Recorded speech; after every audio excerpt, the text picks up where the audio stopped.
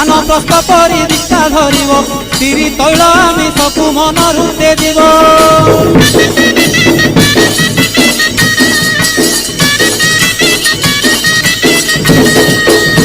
ଶ୍ମଶାନେ ଅବା ମନ୍ଦିରେ ନଦୀ ତଟେ କିବା ତୋଟା ମାଳରେ ଦିନ କଟାଇବ କାଳୀଙ୍କୁ ଜପି ମନରେ। ନିଶା ଦ୍ରବ୍ୟ ନ ଖାଇନ ବିଳାସ ଦ୍ରବ୍ୟ ଦେବତା ସ୍ୱରୀଣ କ୍ଷୌର ନ ହୋଇବ ସଂକଳ୍ପେ ଥିବରହୀନ।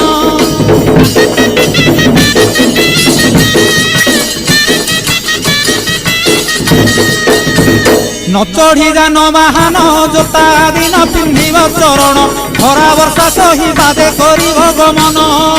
ଅକଟା ଆଉ ଅବଟା ବ୍ୟଞ୍ଜନ ହୋଇବ ପୁଣି ଅଫୁଟା କଣାଲିଆ ଫଳ ଖାଇ ସାରିବ ଦିନଟା।